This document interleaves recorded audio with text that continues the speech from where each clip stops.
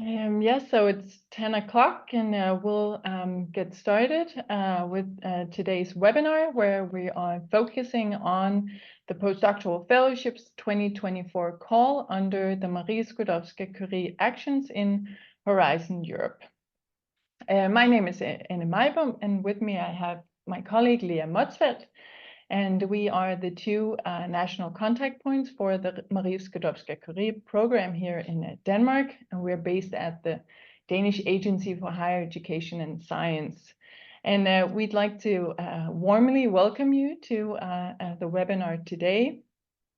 We are happy that many have registered to attend, and while we had a lot of participants from Denmark, then we do also have many participants from other countries.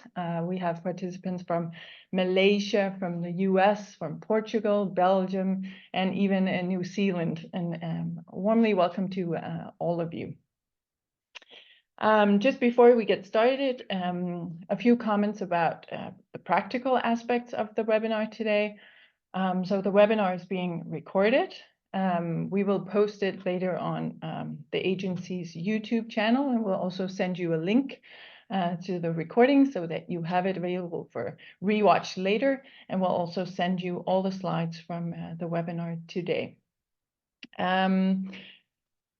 Questions, please post them. We are happy to answer questions, and we know that our external speakers as well are happy to answer your questions. Please post them through the Q&A function here in Zoom webinar. If you have any sort of other questions for anything technical as such, you can use the chat, and we'll check that throughout. And with that, I'll just pass the floor to Lea, who will take us through sort of the introduction. Good morning, everyone.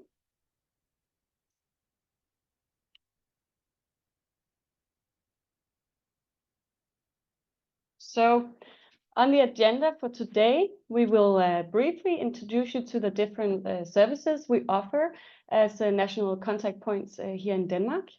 We will briefly give you an overview of the main features of the Marie Skłodowska-Curie program. But to present the Postdoctoral Fellowship 2024 call in more detail, we are delighted to have Dr. Francesco Paolo Mancini from the European Research Executive Agency with us today. After his presentation, we will have some time for your questions. So as Anna mentioned, please remember to post them in the Q&A section. We will also share some statistics and success rates from the previous Postdoctoral Fellowship 2023 call with you.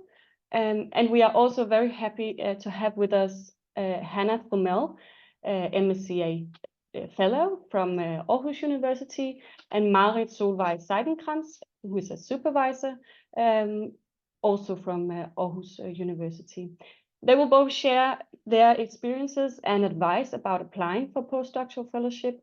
And after their presentations, we do also have additional time for your questions. So to start off, we would like to hear from you why you tuned in for this webinar today. We have a Slido question here, so please take a picture of the QR code that will lead you to our first Slido question, or open in a new browser, go to slido.com and enter the code on the screen now. So the question is, and we are curious to know why you want to learn, what you want to learn more about today. So just add a word or two, please.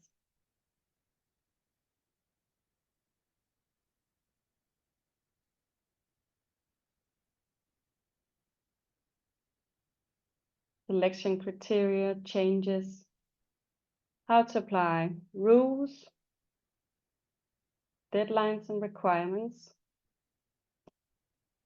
training, the application process, inspiration, budgeting, Danish taxes, okay, global fellowships, good proposals. There's a lot, okay. And what stands out here is is rules, evaluation changes, and requirements. So that's good to see. That's definitely some of the elements we will cover today. So thank you for that. And let's move on. Just to briefly introduce you to our services as national contact points. We are based here at the Danish Agency for Higher Education and Science, but we are also known as a Eurocenter. So together with our colleagues, we provide guidance to Danish institutions to support the participation in all parts of the Horizon Europe program. We are available for inquiries and stakeholder meetings about opportunities, rules, procedures, etc. And we also support applicants through workshops, information sessions, and webinars as the one today. We produce publications and analysis, and we also organize network meetings for other Danish NCPs and research managers.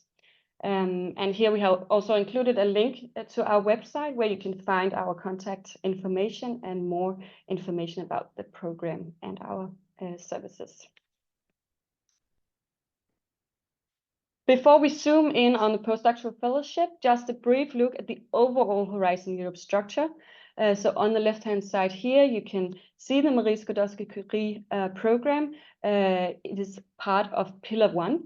So it funds excellent science across all scientific fields and covers bottom-up projects, meaning that the applicants can freely choose the research project.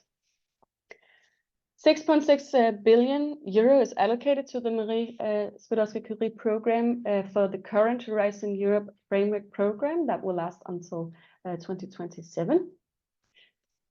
And some of the main characteristics for the MSCA program are to support excellent researchers at all stages of their career. One of the main elements in the program is also for researchers to develop new knowledge and skills through research and mobility across borders, sectors, and disciplines. The program supports excellent bottom-up research and innovation projects, and the three main elements are training, career development, and mobility. There's a total of 5 different actions within the Marie Skłodowska-Curie program. It is co-fund and MSCA and citizens, staff exchange, doctoral networks, and the one that we will learn more about today, the postdoctoral fellowships. So as mentioned, we are lucky to have Dr. Francesco Paolo Mancini with us. You're welcome to share your screen now, Francesco Paolo. He is a research program manager at the European Research Executive Agency. He is part of the coordination team in charge of the Marie Skłodowska-Curie program. He holds a PhD in theoretical physics from the University of Oxford, and he has 10 years experience as a researcher himself and over 10 years experience in research management in EU institutions. So over to you, Francesco Paolo. Thank you. Yeah, thanks a lot, Leah. So can you actually see my screen? Yes. Perfect. So in full screen mode, yes. Great. So good morning, everybody. It's a pleasure to be with you, and thank you, Leah and Anne, for the invitation. So today I'm going to start just by talking you through very briefly what the Marie Skłodowska-Curie Actions are, and then give you some more specific details about this postdoctoral fellowship program. I want to look at the main objectives, and as Leah said, talk you through the eligibility criteria that will apply to the call that open on the 23rd of April, although there are still some technical glitches. I will talk you later. I will explain what is required of applicants, and I will also briefly go through the evaluation criteria. I will then provide some insights on the application and evaluation processes. And to conclude, of course, as Leah said, I will be very happy to respond to your questions in the Q&A at the end.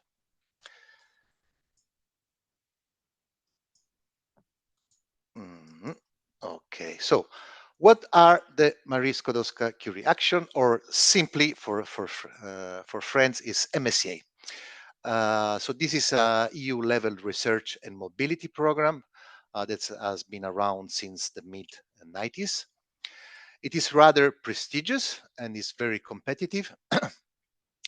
And they attract a large number of applications, and we provide funding for all different career stages for researchers, and that's also part of the attraction. So there have been so far more than 120,000 researcher supporters, so you will be in very good company if you apply. I will skip this slide since Leah already made sure that today we are focusing on the postdoctoral fellowships. So to give you some more insight, so what is the postdoctoral fellowship program for this year? So first of all, I'm happy to say that we have an increased budget of around 417 million euros. That means that we can fund something in the region of 1700 fellowships. So the call will close in September. And as I said, it was open last week. So there are still some technical issues which are preventing you to start the submission process. But I do expect that they should be solved in maybe even in the next hours or so. Well, in any case, see if it's not today, maybe it's by the end of the week. You have, as a researcher, more or less 5 months window to prepare your proposal. So the objective of the postdoctoral fellowship is about enhancing the creative and innovative potential of researchers that already hold a PhD and who are looking to acquire new skills through advanced training, international, interdisciplinary, and intersectoral mobility. And the mobility element here, it's a fundamental part of the program. So there is international mobility, of course, but also between disciplines and between different sectors of the economy. In terms of what they look like in practice, so these are mono-beneficiary projects. So there is one researcher who is hosted at a single host organization. The host organization must be located in a EU or Horizon Europe associated country. So in addition to the 27 EU member states, there are also currently 18 countries associated to the Horizon Europe program. The program is open to all research domains, so there is no scientific field excluded.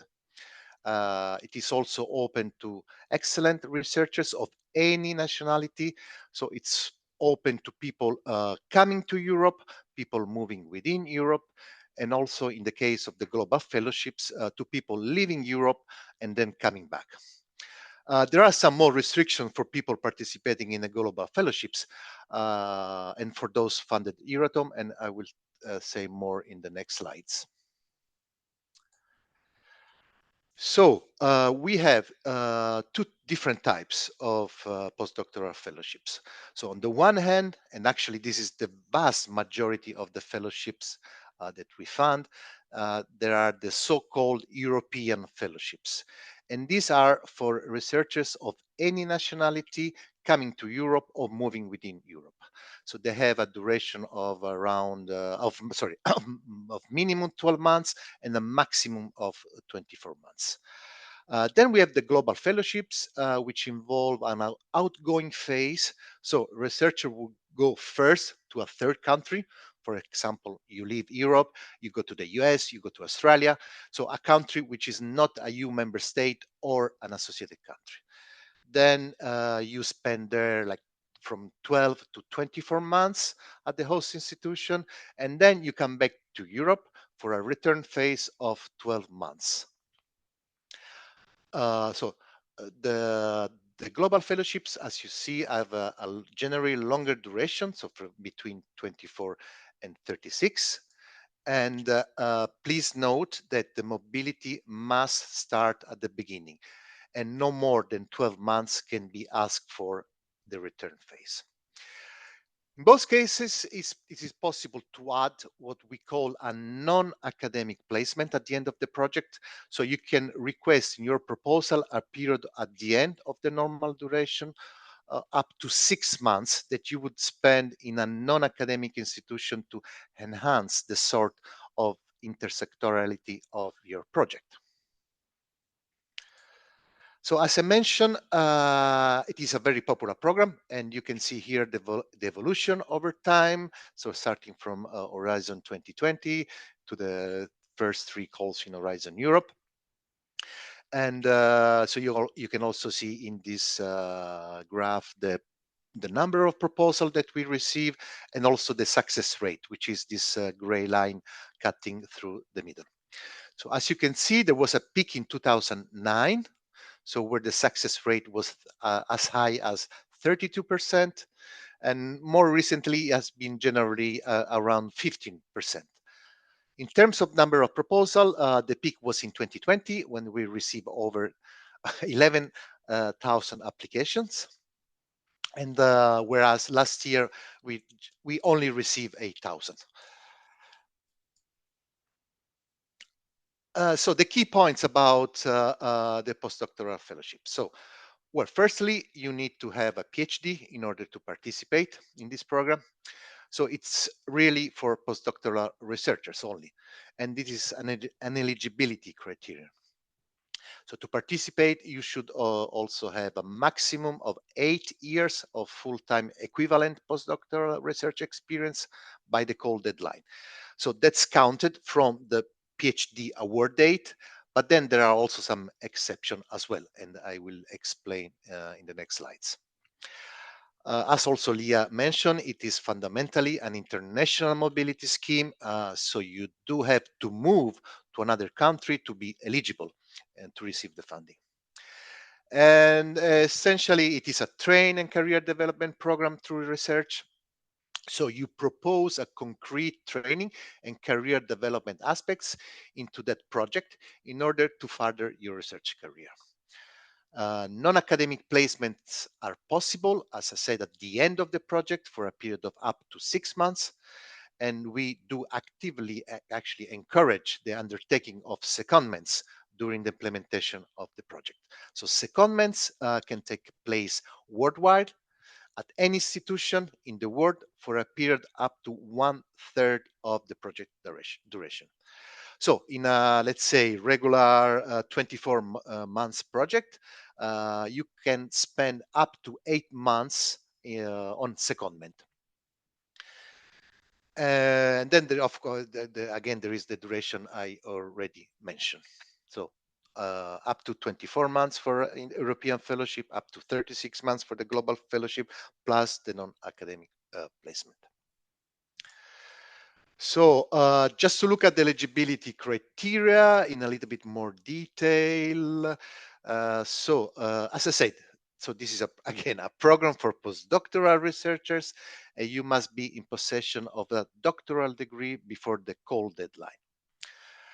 If your doctoral degree has not been awarded, but you have defended your PhD before the call deadline, then the defense must be unconditional. So if there were any changes that were necessary, those must have been completed and accepted before the call deadline.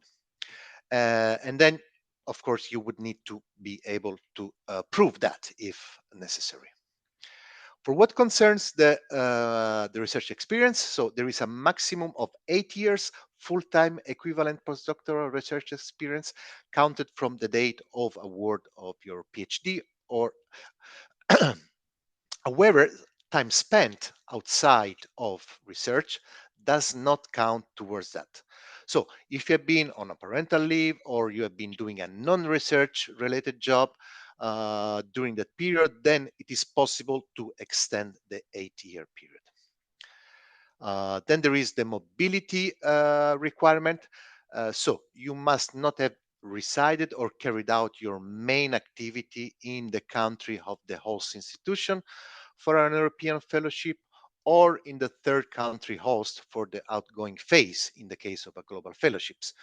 for more than 12 months in the 36 months immediately before the call deadline.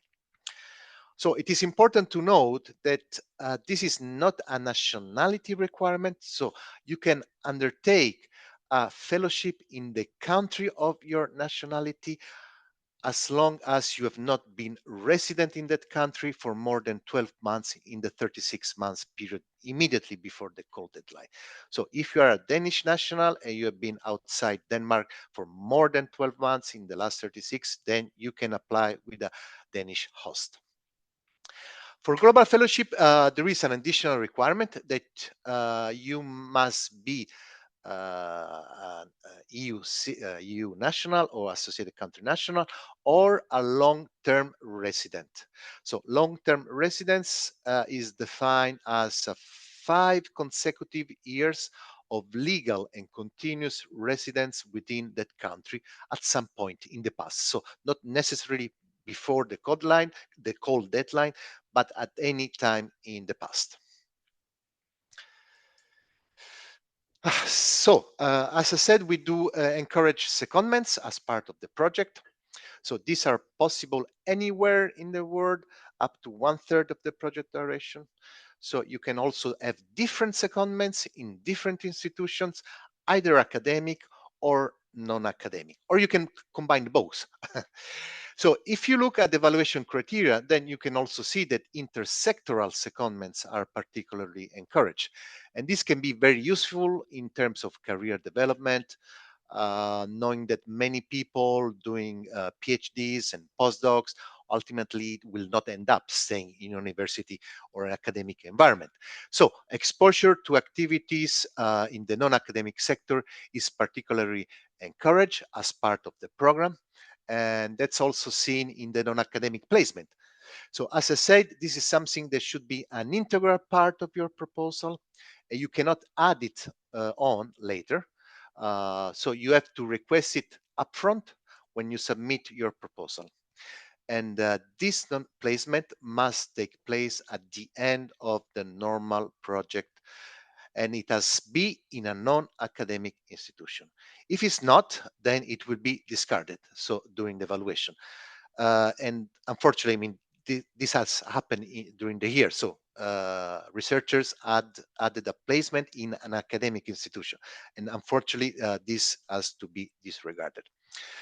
Last but not least, I mean, I must confess that this insofar has not proven to be very popular. It's only about 6% of the proposals that we receive in the past 3 years. But of course, I mean, we do hope that this number will increase in the future. Now I'm gonna walk you through a couple of examples also to explain in a little bit more details the eligibility. So I give you 2 examples. So the first one is about European fellowship. So let's take the example of a researcher with Danish nationality who was awarded a PhD in 2017 in Italy. So they remain resident in Italy, and then they apply for an European fellowship together with a host institution in Denmark. So if we look at the eligibility here, so they were awarded a PhD before the call deadline. Good. So they have less than 8 years since the award of the PhD. And since they are resident in Italy and they have not resided in Denmark for more than 12 months in the previous years, so on this basis, this researcher is eligible to apply with the host institution in Denmark, even though they have Danish nationality. So as I said, it's a physical mobility requirement. It is not about researcher's nationality. Second examples, we talk about a global fellowship. So let's take the example of a Japanese researcher who's currently living in Denmark. So they've been there for the previous 3 years. They have a PhD awarded in 2023, and they apply for a global fellowship with a host in Poland and an outgoing phase in the US. So the question here is, do they have a PhD before the call deadline? Yes. Is it less than 8 years since the award of PhD? Yes. But the question is, are they a long-term resident in the EU or associated country? So that's the question here that will need to be answered to be eligible for a global fellowship. So this means that this researcher must have been living at least 5 years consecutively in a EU or associated country, and that would be something that would need to be clearly specified. So in the Slido, I saw that many of you were interested in the evaluation process. So I'm gonna give you some more details about that. So I'll try to walk you through the evaluation process and some of the key points that might be of interest to you. As I said, it is a very large scale program, which means that we have a very large scale evaluation. So each proposal is evaluated by at least 3 independent experts. So we have a very large pool of experts that we draw upon to conduct our evaluation. So this implies that sometimes we have as many as 4,000 or even more experts that are involved in this evaluation process. Also, as Leah mentioned, it's an entirely bottom-up program, so all the scientific disciplines are eligible for funding. That means that we are calling upon experts from across all those different disciplines, and we also ensure that there is an appropriate balance of scientific experience of different nationalities, of different genders, different ages, and from different sectors of the economy, in order that this expert pool is as broadly representative of the research community as possible. And then we evaluate the proposal in 8 scientific panels. So indeed, when you submit your proposal, you will be asked to select the panel to which your proposal most closely fits. So that's chemistry, economics, engineering, environmental sciences, life sciences, mathematics, physics, and social sciences. And it is a single stage evaluation, so there is no second round. We commit to get you a funding decision within 5 months of the call deadline, which I think is reasonable. It is reasonably fast. And if you are then subsequently successful, then there is an additional 3 months window for us to sign the grant agreement with your host organization. So as I said, the evaluation process involves at least 3 independent experts. Each of them will prepare an individual evaluation report.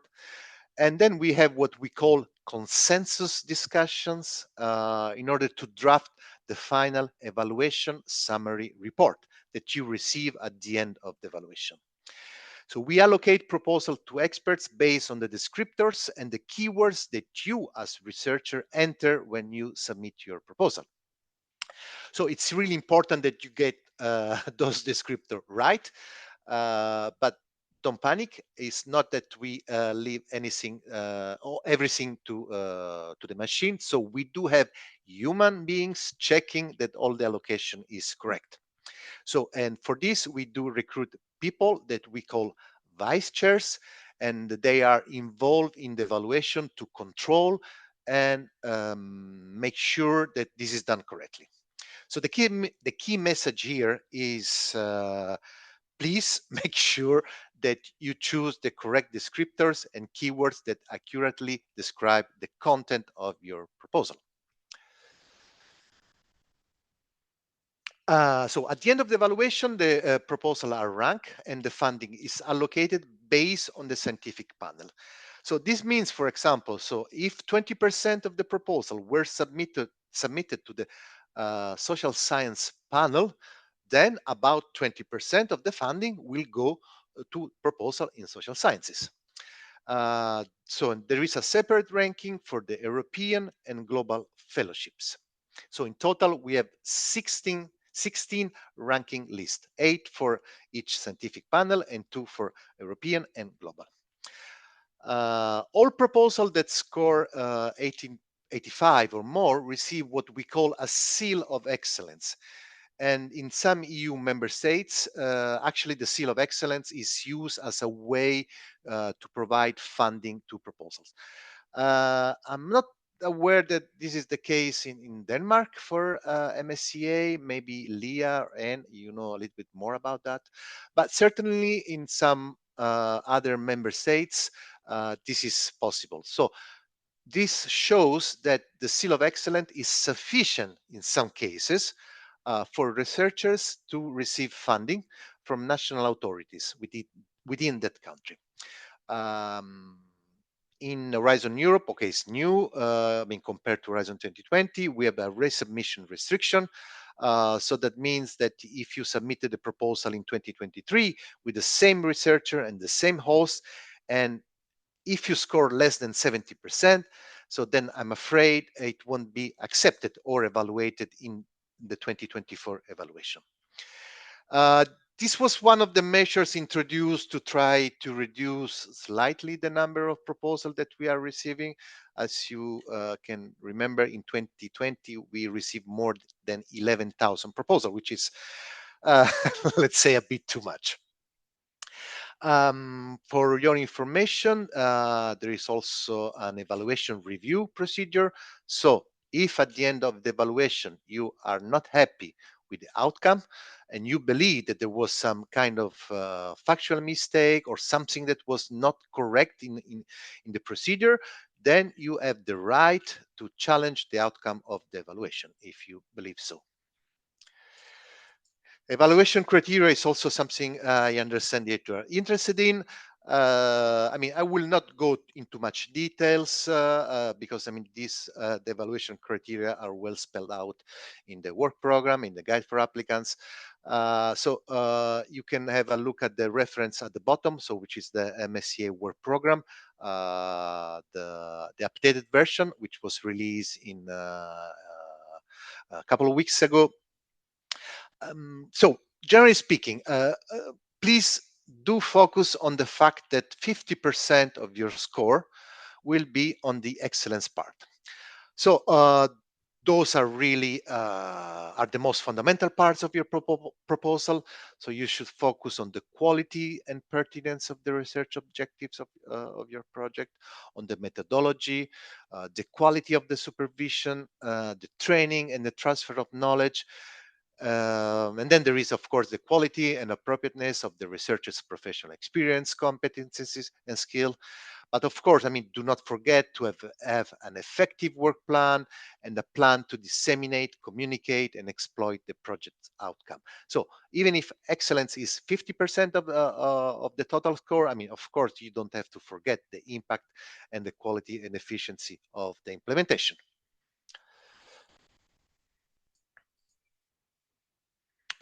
Proposal submission.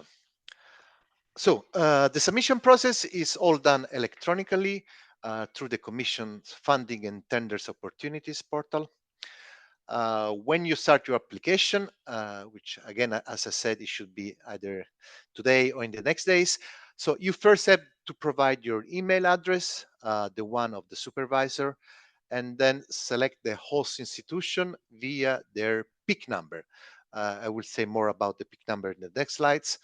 Then there are two different sections. So there is a structured data part, which we call Part A, and there is a technical description, which is called the Part B, and then you have to upload as a PDF.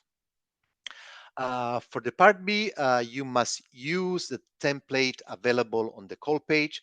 I mean, please pay attention to the fact that the templates are call specific. So please make sure that you use the template for PF 2024. For the Part A, so you will need to have an acronym for your project. I mean, try to come up with a nice one, but although this is not part of the evaluation, of course.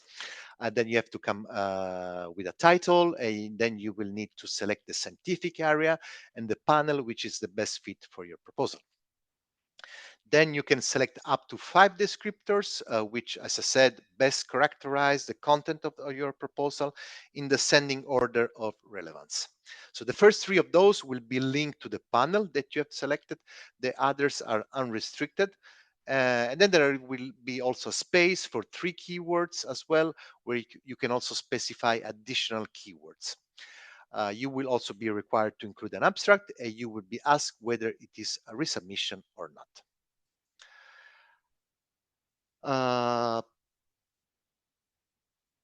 So other data that you will need here is the part A. So it's your PhD award date. You will be asked to complete the table for an extension to that if your PhD award date was more than 8 years ago. And you will also be required to indicate your country or countries of residence for the past 5 years. So on the top of the host peak, which is the participant information code that you encoded at the beginning, if it is a global fellowship for the outgoing host, you will be required to indicate the this peak number. So in case the institution does not have one of those, so then you need to make sure that they have registered before the call deadline so that you can enter that in the system. So that's very important data for you to know when you are preparing your proposal. And you will also be asked to do so for the non-academic placement if you are requesting one of those. The part B is actually made of 2 documents. So the part B1, which is the technical description of the project. So there is a very important page limit of 10 pages. And it's very, very important that you do not exceed that, because any excess pages will not be visible to the evaluators. So those pages will be discarded. And this, as you can imagine, can have a detrimental impact on your proposal. Font size should be a maximum of 11 points with standard spacing. And so this also includes tables, not reference, for instance. And we are trying to make sure that everybody has the same amount of content in their proposal, so we do carry out checks. As I said, please follow the template that is available on the call page. You will structure then your proposal around it. There are a couple of changes to mention with respect to last year template. So there is a guidance on the use of artificial intelligence for the preparation of the proposal, and also how to describe the MSCA Green Charter. So for the first point, when considering the use of generative artificial intelligence, then you are required to verify the accuracy, the validity, and appropriateness of the content and any citations generated by the tool. So you need to be conscious of the potential for plagiarism, and you have to acknowledge the limitation of the tool, so including the potential for bias, errors, and gaps in knowledge. So for what concerns the part B2, there is no formal page limit. It contains the CV of the researcher, which should be a maximum of around 5 pages. And then there is also a presentation of the participating organization, so including the associated partners that are hosting, for example, a secondment or a non-academic placement. If applicable, you can provide any additional information on ethics and security aspects that could not have been included in the part A. You need to, and this is more one of the changes compared to last year, you need to indicate what actions you propose to take to ensure the sustainable implementation of your project, and to also to mitigate its environmental impact. So in line with the principle set out in the MSCA Green Charter, which I remind you is a code of good practice for individuals and institutions who receive MSCA funding. So the Green Charter was there also. So this paragraph about the Green Charter was there also last year, but it was based on best effort. So this year, it might also be evaluated by our independent experts. For the global fellowships, you should also include a letter of commitment from the institution that is going to host you during the outgoing phase. And also in this case, a template is available as part of the standard application form on the call page. Let's go now to the... Sorry to interrupt, just to let you know there's a couple of minutes left. Thank you. Okay, perfect. I will go very fast on that. I mean, first, the good news. These are the funding levels for this year. So they are gross amounts. So you can see that the living allowance is now almost 6,000 euro per month. This allowance is augmented by a mobility allowance that everybody receive. So you receive the, you receive the family allowance if you have family obligation. The living allowance, very importantly, is corrected by a country correction coefficient that is applicable to the country of the host beneficiary. So in a very, let's say, high cost country like Denmark, this coefficient is 135.8%, if I'm not mistaken. Leah, correct me. Whereas for lower cost country like Cyprus, it's less. Then there are institutional unit contribution costs, which are made available at the host institution. And there are also some additional amounts that are available if you need to take a long-term leave or for people who have special needs. So these are the most common errors that we notice during the application process. I will not go through all of them, but I mean, please have a look. And also when you receive the slides, you will have to bear this in mind. Just also before concluding, the call opening was 23rd of April, although as I said, we apologize, you cannot submit yet. The call deadline also is on the 11th September. We will evaluate the proposal. Not we, but the independent experts will evaluate the proposal until January 25. We will launch the grant preparation in February 2025, and the project starting dates can range from April 2025 to September 2026.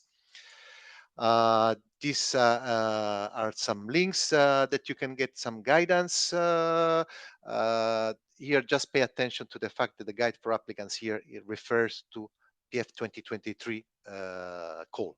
So it's the guide for applicants 2024 will be available as soon as the submission is going to be possible on the call page. And that's it for me. And I thank you very much for your attention. And I will hand you back to Leah. Thank you very much, Francesco Paolo. So this is Anna taking over. I just have a few slides to share on some statistics from the 2023 call, and then we'll open the floor to questions. And just to let you know, Francesco Paolo, we already have a lot of questions, so happy you're here to help us answer them. I'll just share my slides again here. Yes, so for some statistics from last year's call, if we look at proposals from all countries, just under 8,000, so 7,918 proposals were evaluated. And out of these, 1,249 were funded. So this comes to an overall success rate of 15.77%. And then if we look at proposals where there is a Danish host institution, there were 342 proposals evaluated. Out of these, 63 were funded. So this comes to a success rate of proposals with a Danish host institution of 18.42%. A very good and high success rate for proposals with Danish host institutions. And then we thought it might also be of interest for you to see, so these proposals with Danish host institutions, to which panels do they apply the most? And here we have the numbers from the 2023 call, where you can see for evaluated proposal that high numbers was sent to the social sciences and humanities panels, where above threshold there were 70 proposals, and below threshold, so below the 70% score, as Francesco Paolo mentioned, there were 17 proposals. And then we also have many proposals going into the environmental and geoscience panel, and also engineering and information science. Here we also have quite high numbers. And the funding proposals corresponds to these high numbers. So we have many funded proposals in the social science and humanities panel, and also for engineering and information science. So these were just some very brief slides to cover the statistics. And with that, we'll open the floor for some questions. And I think, Leah, you have the list. Bring this over here. Yes, let's have a look. We have a lot of questions. Maybe do this first one for you, Francesco Paolo. So in the event of replacement being included in the application, will there be an adjustment to the deadlines for deliverables, such as the final report? And also, will an additional 6 months be granted to accommodate the placement period? If you would answer that. So if we are talking about an European fellowship, let's say 24 months, so the project will be 24 plus up to 6 months. So then it would be, let's say, 24 and 6, so 30 months in total. So that will be the duration of the project. And then, of course, I mean, the final report will be at the end of the 30 months. Good, perfect. So next question, what is the average age in terms of PhD years of an MSCA fellow? Oh. Would you suggest them to wait until 1 or 2 years before applying, so after the award of a degree? That's a kind of difficult to suggest. I mean, why we put this 8 years limit in the Horizon Europe compared to Horizon 2020 is because we saw that the vast majority was within this 8 years window. In terms of waiting 1 or 2 years, I mean, I can only say that, of course, the CV of the researcher will be evaluated depending on their scientific seniority. So if one researcher just got the PhD in, let's say, beginning of 2024, we do not expect, so expert evaluators do not expect that they have like 100 publications. So everything is also related to the seniority, scientific age of the researcher. But then, I mean, I cannot really say either to wait or not. So it's, but everything is related to the evaluation also.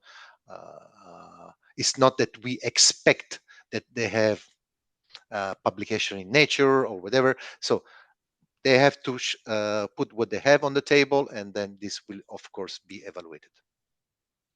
Perfect, thank you. So let's see here. So this is a question for evaluation. In terms of evaluation, would one be encouraged to have both 1/3 of the time spent for secondment and then also a non-academic placement? Or would one secondment, for example, and or only the 6-month placement do? That's a tricky question. So basically, if you include a secondment or a placement, and if it makes sense, so if they are part of your project, so it's there is a clear link to the project, then of course, I mean, this can be favorably evaluated. But the fact that there is no secondment or there is no placement does not have a negative impact. So it's not that the evaluator will say, no secondments, we will discard this. So no, if these secondments or placement are part of the bigger picture, let's say, then of course, I mean, they will be favorably evaluated. Yeah, So maybe one could say that if it strengthens the proposal and the project, then of course beneficial to include. Of course. Mhm. If it's, I mean, just to put a placement just because you want to sound nicer, no, it doesn't work this way. No. Thank you. Then, so here's a very specific question. If I got a 69% score in the last call, would I be able to apply with the same supervisor again? Or also would I be able to apply but with a new supervisor? So resubmission, it's defined as the same proposal with the same researcher and the same supervisor. And if they receive a score of less than 70 last year, they will not be able to apply this year. Mm-hmm. All right, let's see. So if the host is a company and there can only be one host institution, is it then correct that there are no requirements of the involvement of a university? Of course, I mean, the host institution could be any type of institution. Could be a research center, a university, a company. So no, there is no limitation on this. Yeah, and then Of course, maybe, I mean, like, sorry, the proposal is it's about research, so they need to carry out research, of course. yes, of course. So I think you already had this in your presentation, but maybe just to highlight it again, because something we get a lot of questions on, and we've also seen it mentioned several times here in the Q&A. So when is the last possible starting date for a fellowship? So if awarded here for the 2024 call, could you highlight that again? It's 1st of September 2026. Yes. So And that's the latest. 2 years after the call deadline. Basically, yeah, Pretty much. basically, yes. Good. Let's see. Is there any time preference for within EU secondments, or is it possible to go at any time during the 24 months of sort of the project duration? Anytime. Again, it has to make sense. It has to be part of the project. Okay. So I think most of these were answered. I mean, if I may add, I mean, so they have to explain the rationale for the secondment. So why they are going there, what they are going to learn, what they are going to do. So it's they have to identify a supervisor in the secondment organization. So it's really they're encouraged, but they should all be really part of the project methodology, project work plan. So Okay, I think maybe one final question here. So a question is whether or not it's possible to include letters of interest in the application. For example, if our idea attracts some industrial company, can we attach their interest sort of in the proposal? Would this be considered a positive for the evaluators? this is not requested, so it's not part of the evaluation. Okay, so yeah, so that would not be beneficial to try to do that. Good. I think that's it for question now, but we will have also a Q&A session towards the end of the webinar. So feel free to keep your questions coming, and we'll take them towards the end. Then here. It's time for us to move on to presentations. First from Hannah Fromell. And Hannah, I hope you're with us and that you're able to share your slides. You're welcome to go ahead and share them. So Hannah Fromell is an MSCA Postdoctoral Fellow at the Department of Economics and Business Economics at Aarhus University. And she's been kind enough to help us out today by sort of presenting her experiences with applying for a postdoctoral fellowship. So with that, Hannah, the floor is passed to you. I hope we can hear as well. I don't hear you right now. Okay. Now, can you hear me well? Yes, now everything's perfect and we see your slides and I saw them changing, so everything should be okay. Super. Okay. Hi. Thank you very much for inviting me. I'm doing a research project within economics together with Alexander Koch and Nabanita Datta-Gupta, who are supervising me as a part of my fellowship. Change this right there. A little bit about myself and my background. So I did my PhD at University of Nottingham in England, and I then moved to the Netherlands to University of Groningen, where I did a postdoc for 3 years, mainly within development economics. And then I moved to Denmark, to Aarhus University, working in economics continued. And my head of section suggested that I applied for this fellowship as part of my move from Netherlands to Aarhus University. And so I did this, wrote up a research idea linked to this move, and also involved a research visit at NHH Bergen in Norway. This was not a secondment, but presented as a shorter research visit. So this fellowship emphasizes a lot creating synergies and knowledge exchange between the fellow and the host. And so I think that that came out nicely in my proposal.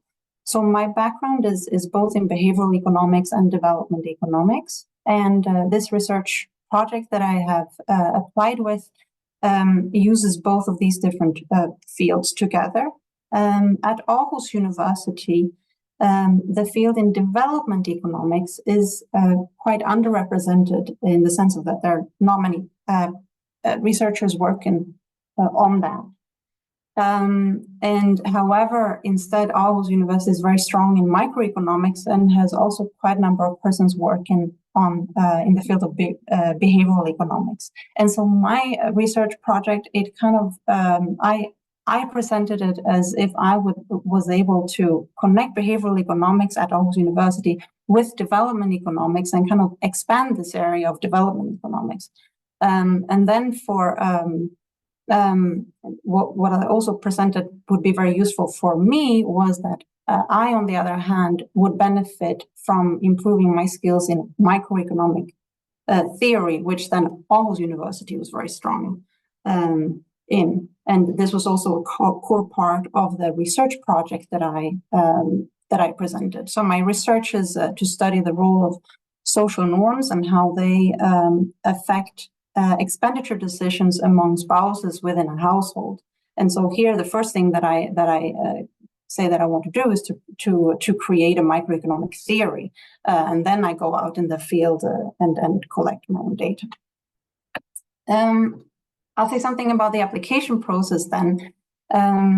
So this proposal is very large, very extensive. They ask for you to have a very clear plan in different areas. And so something that's very important, as I understand it, is to provide a lot of details to kind of everything that you say connected to the goals that you say that you have, or various actions that you plan to take. And I think this is really important because, of course, it's easy to write a lot and to claim that you will do a lot, but I guess you have to convince the reader, the person who's going to evaluate, that you are able to do all these things that you claim that you want to do, and that you really intend to do them. And so the more that you can give details and examples of these different things, the stronger your proposal will be and the more convincing it will be. So, for example, I put in here what actions will ensure the host benefits from your stay. whether you have, for instance, verified with the course coordinator that you can attend a course that you plan to take. So to just make it very credible that you know precisely what you're going to do, and put that in the proposal. A tip that I want to give you to kind of maximize, to allow yourself to give as much details as possible in your proposal, is to start early writing, and start early writing all of the sections. So even if you don't have your research idea like fully polished, try to write the other sections as well. And I think that that's definitely possible, even though your scientific idea is not like perfect yet, because this allows you to share it with others, both with various support staff as well as your potential supervisors. So because there's a lot in what the proposal asks you to write about, that other persons actually might be much quicker kind of at coming up with how you can write this than if you had to come up with all these details yourself. So for the support staff, they might be able to tell you how the host institution could help with issues like GDPR related, or how you're going to distribute research findings. And these are details that you then want to put in your proposal and say, this is how I'm going to do this. This is how I'm going to deal with GDPR issues. This person named so-and-so or will be able to assist me in that, for example. And your potential supervisors, they'll be able to not only comment on the scientific idea of your proposal, but they can also help you define precisely how you're going to be able to benefit from their skills, and also how you're going to be able to benefit from the host more broadly. What workshops are there that you might want to engage in seminars, and what type of the researchers that work there that maybe you haven't thought about are actually connected to your project that you can put down in your proposal. To see something more about the role of the support staff that oftentimes the hosts help us provide some help in writing these proposals. So I was able to share my proposal with support staff, and this was very useful for me. So it helped with identifying various aspects that are not clear in the proposal, that is not obvious for me to see or to realize, and they were able to give me ideas for different activities that I might be able to include that could further help me convince that I'll be able to reach the goals that I'm claiming that I want to reach. And again, they will definitely be able to inform how the host will be able to assist you and your project in various ways, and so that you can put that in your proposal.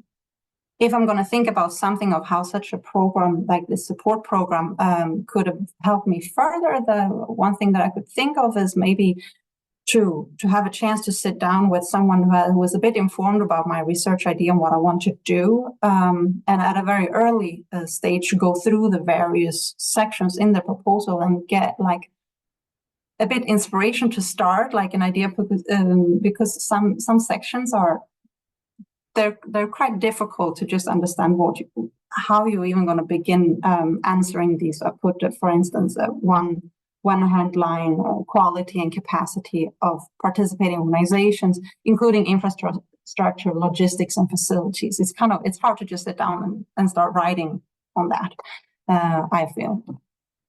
And finally, a comment on the match between the fellow and the host.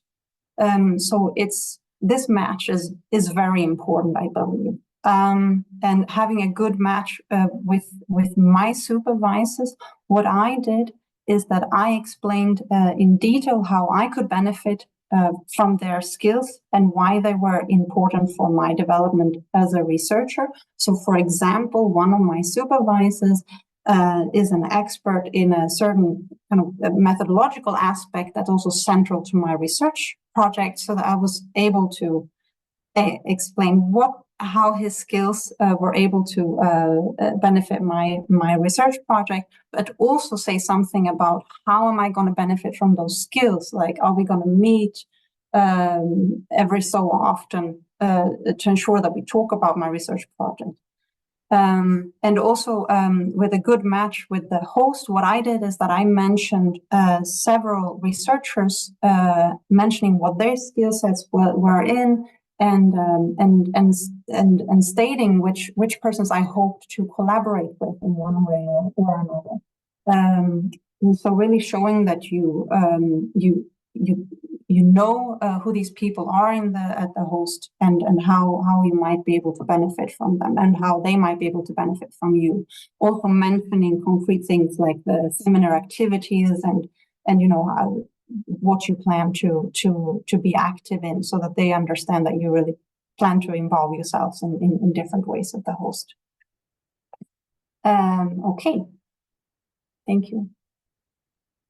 Thank you very much, Hannah, and thank you for all your good points. This is very useful for our attendance today. I think we're running a little bit short of time, but I'll pass the floor now to our supervisor, and then we'll open up for some questions for you, Hannah, and also for our supervisor afterwards. So if you'll stick around with us for 10 more minutes or so. So with that, I will just pass the floor on to Marie Skłodowska-Curie, who is an MSCA supervisor, both for the individual fellowships back in Horizon 2020, and then also for postdoctoral fellowship here in Horizon Europe. Marie Skłodowska is a professor at the Department of Geoscience at Aarhus University. And Marie Skłodowska, I hope you're able to share your slides. You're welcome to do so now, and that we can hear you as well. See your slides coming on, and we see them perfectly, but we don't hear you yet. Now I think. Hopefully you hear me and see me. Okay. Perfect, yes. That's good. So all worked out well. Okay, thanks for inviting me to tell you a bit about my experience. So I have been working as I've had the role as supervisor a few times for MSCAs. So let's see if I can get it. Yes, it's moving. I hope you also see it moving. So just to tell you a little bit what my background is, my experiences, is that I have and am a host for 5 MSc postdoc fellows since 2018, with 2 of them, one ongoing now, one starting tomorrow, and one starting September. 4 of these were through the regular program, whereas one was the special program that existed, at least at that time, to return to science program. Success rates were slightly higher in that one, but not terribly much.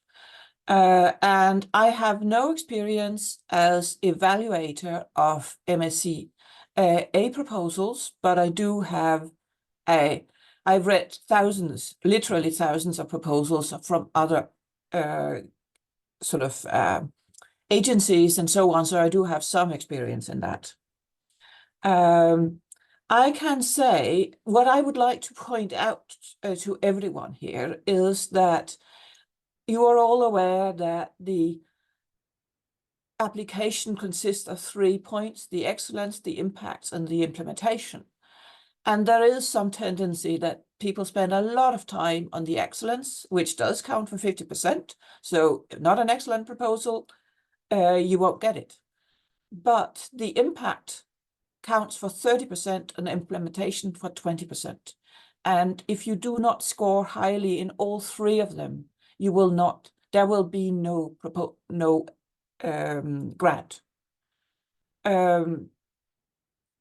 The score, as you were already told, you need to have at least 70 out of 100. I can say that I've never had anyone going that low, but in the score you need to get by experiences. Now I have only this one or these few experiences, but somewhere in the mid-90s is good. Last year, 96 was gave a grant, 94 did not give a grant, for instance. I've had people scoring up to 100%. But getting to what the research support officers and these classes here can help you is to get up in the 90s. The rest, there is some relevance of luck too. But so I would like to give you some key points of just like you heard, that the idea needs to be good. The novelty of it has to be explained very clearly. And it is really important that supervisors and potential fellows discuss the project in detail. This is a joint endeavor. So the potential fellows, the applicant, should not do this alone, but work together with the supervisors to get the best results. There are some general advice I could also give you on how to write the application is that please do not use a lot of very difficult words that only specialists understand. Do not expect that it will be specialists who will read it. Use the words that you would use for your grandmother and grandfather. Those are the right words. Not for a 3-year-old child, of course, but it just has to be normal words. The simple language that is easy to understand whether you know anything about it or not. The proposal has to have a very clear structure with milestones, deliverables, and so on. It's very good to show things in tables. And of course, you can be much more specific in the method section. If people can't see that you actually know your specific method, that will also not work. But the general overall has to be understandable.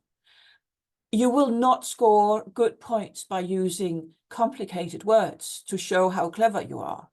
That's actually negative.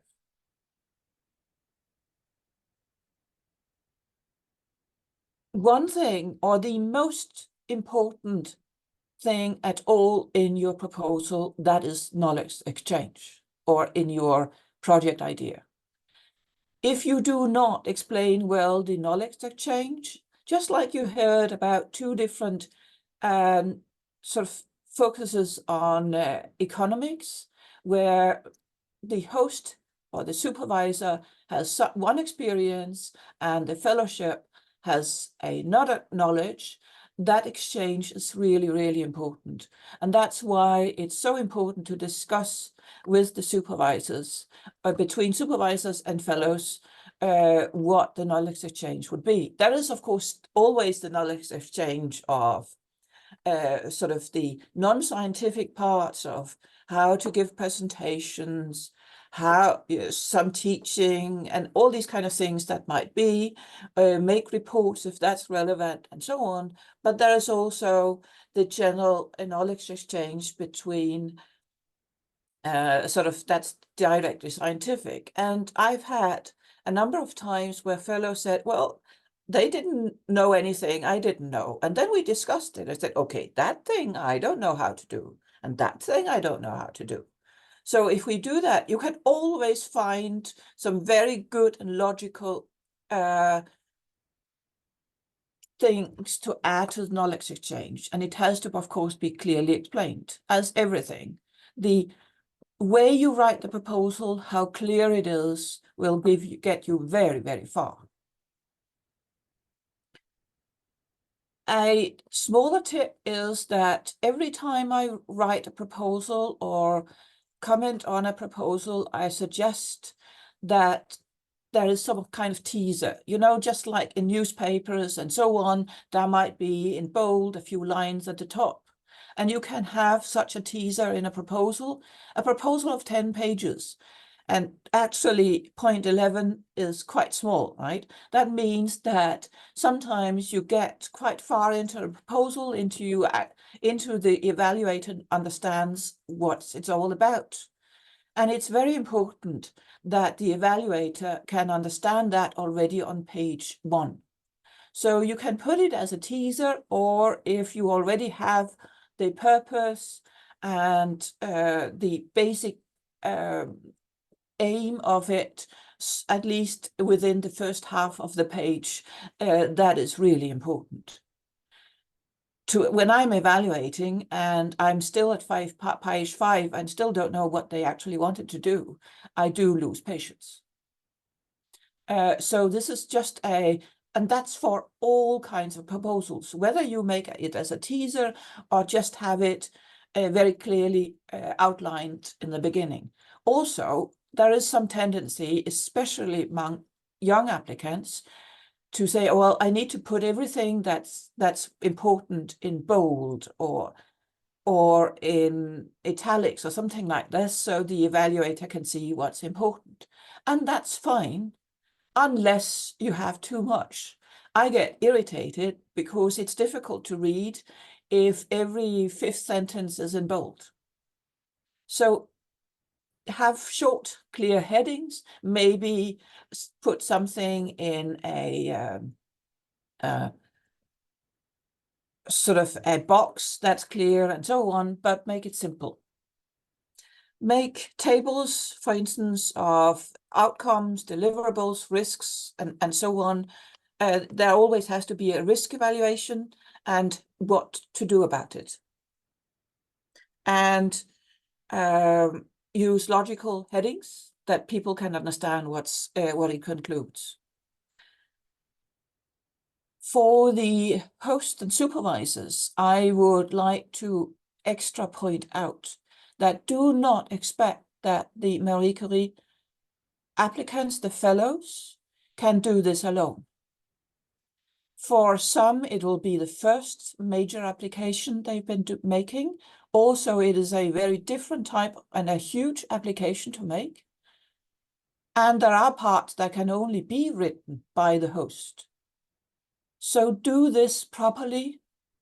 Otherwise, you will cheat yourself and you will also cheat the fellow who will need that help.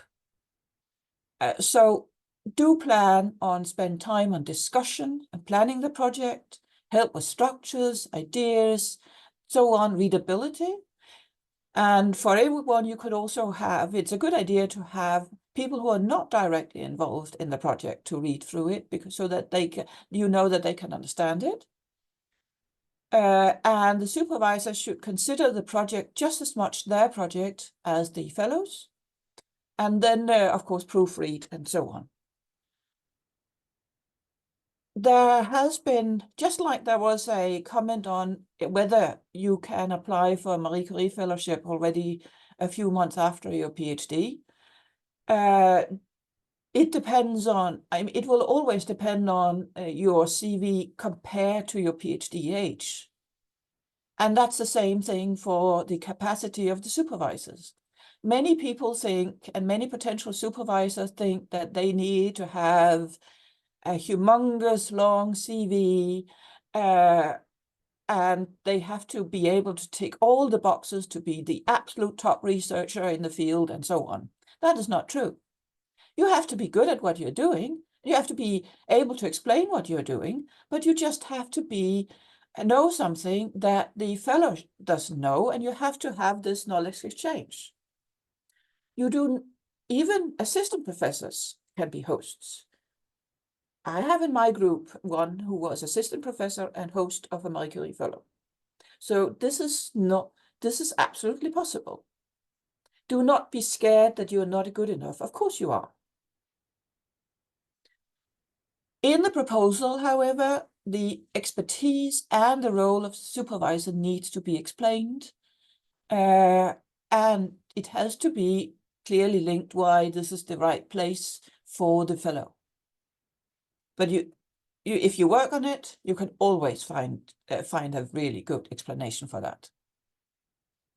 Then also remember that most institutions have a research support office that can help more directly with the applications, maybe reading through them, or they can certainly help with the budget parts and so on. And also some departments have this help. So do look around if you don't know it already. I was also asked to say, so what happens when you get the grant? Well, first of all, there is a grant negotiations, but as you also get the indication, it doesn't take that long. There are a few things that has to be signed, but where I come from at Aarhus University, the Research Support Office takes care of all of that. Otherwise, that working on the project, it's basically like any other project, except that there are, like any EU projects, there are some milestones, deliverables that has to be handed in very quickly afterwards. And it is important to take that into account. It's not difficult, you just don't forget. The fellow also needs to be independent, but also the supervisors also should give the fellows independence to develop their own projects. This is a learning process. The Marie Curie fellowships are not just, you have to do some work for the supervisors. No, this is a development of the young and upcoming researcher. So there has to be a lot of freedom here. And the supervisor's role is basically to help and to nourish, to give ideas and suggestions, not to control. I have normally project meetings with the Marie Curies every 2 weeks, but I'm also in the I'm lucky that the fellows have an office right next to mine, so we see each other on a daily basis and can small talk and discuss things and so on. But that's probably not the case all the time. So having regular scheduled meetings is a good idea because then we all, or both supervisor and fellow, will sort of be reminded of what's the focus here and what can we do next and so on. And then in the end, of course, you know there is a report to be written. Please do not start on this too late. Also, there is a reason why the seminar is here now, right? And the application deadline is September. This is because you need to start with writing the applications now. The whole thinking process takes time, and it is not the easiest application to do, which is also why it gives a lot of extra credit points on your CV if you obtain a fellowship. And I think that is what I had planned to say. Please ask questions if you have any. Perfect. Thank you very much, Marie Solveig.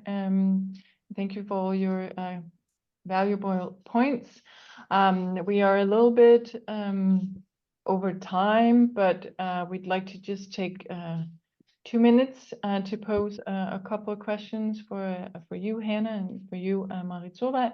And we hope attendees, we see that there are still a lot of you with us, so we hope you have time just to hang around for a couple of minutes more.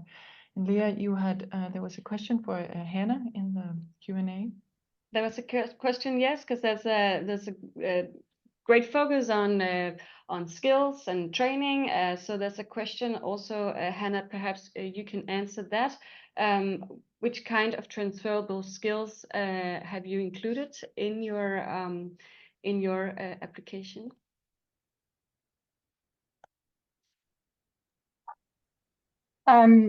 Yeah, so yeah, you hear me. So for me, that were a lot related to my experience in working with and implementing development-related research projects in the past. Like data collection in various developing countries and preparing like experimental design and implementing them in that type of context. So that was one area of different types of skills that I had and I could kind of transfer to the host. And what about for your project, Hannah? Were there focus on developing transferable skills for you as a researcher as part of the project? Was that written in the proposal? So maybe presentation techniques or anything of sort of other transferable skills that you would maybe highlight? Yes. So one skill, as I already mentioned, was this, that I wanted to improve my skills in microeconomic theory, and the way I would do that is I can't remember how I phrased it, but something like self-study essentially, and working together with the supervisor on trying to improve this and develop my theory together with them. In addition, I included 2 courses held here at University of Aarhus. One which is a supervision type of course, and another one is how to lead and implement larger projects and manage projects, so project management, which is then related to the fact that I need to kind of like lead a team based in the country where I'm going to collect data, and kind of, because that's quite a lot to manage in the setting that I'm doing. Okay. So I included those 2 courses as well. That makes good sense, yeah, for your project.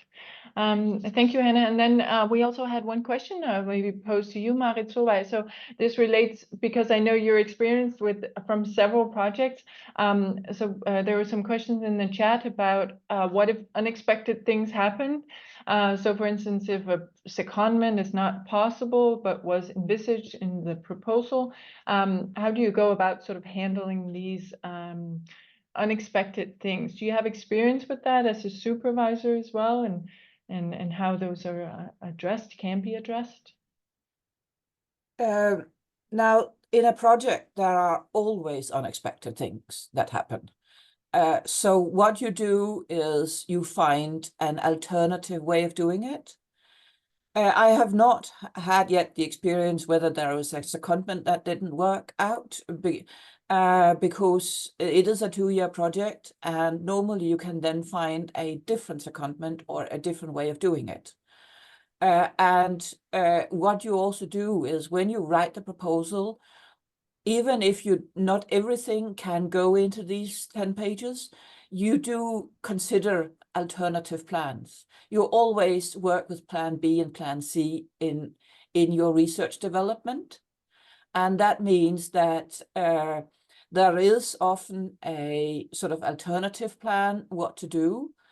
And if not, then you say, okay, if we can't do that one, or we can't also not do plan B and also not plan C, then we have to develop new.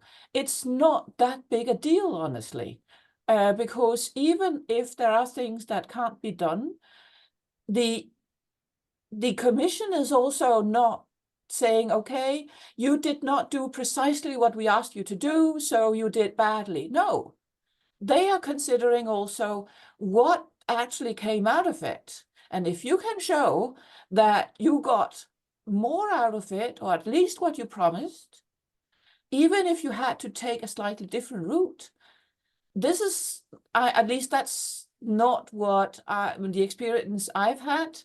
But also, as I said, I've not had the sort of major issues coming up.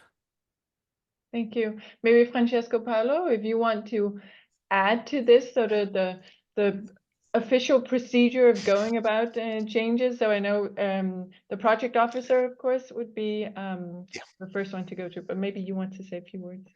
No, I mean, thanks a lot. I mean, of course, I mean, this will be only for the successful applicants, but in case there are issues, I mean, as our supervisor said, it's good to have plan B and C and to spell them out in the application.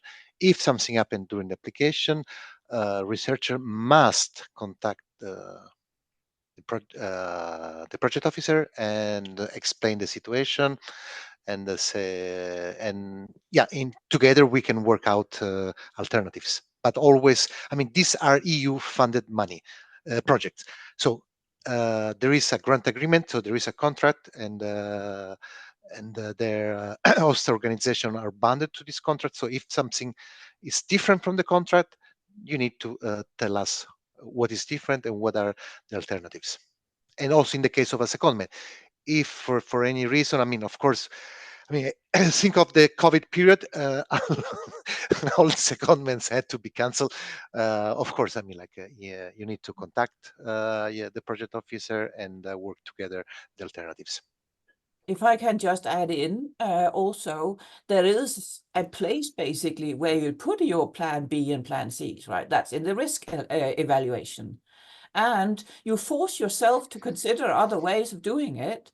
And if in the explanations you are maybe sort of in plan C, you can be a little bit more vague. That gives you a lot of leeway to also discuss with the project officer later on that if you need to have any changes made. As I said, I have not had yet that we had major issues.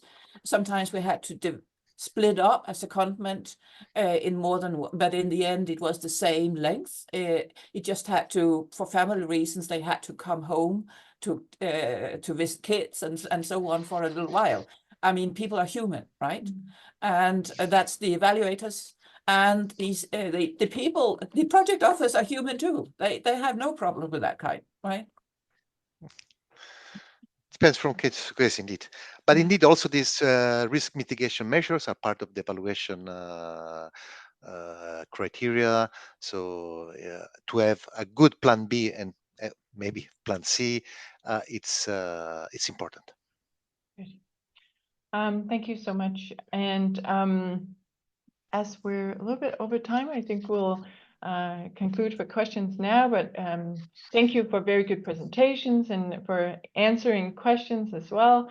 And I know there are some questions in the Q&A as well that there were not time for today, but you're always welcome to contact Leah and I, and we'll share our email addresses and telephone numbers with the presentations coming out. So please, yeah, just get in touch. And then these two. We had one last Slido question. So since we're over time, we understand if you need to leave for the next meeting or if lunch is approaching in some countries. But if you have time, please give us your most important takeaway via the Slido. It's very useful for us for the next webinar. And we'll just leave this open to get your takeaways, and then we'll say thank you to all of our presenters, Francesco Paolo-Mancini from REA, and Marit Solveig-Seidenkrantz and Hannah Fromell. Happy you would take out time to be with us. And to everyone else, thank you for tuning in, and we'll send the link to the recording to you. Thank you, Leah. Thank you, and thanks a lot. Have a nice day to everybody. You too.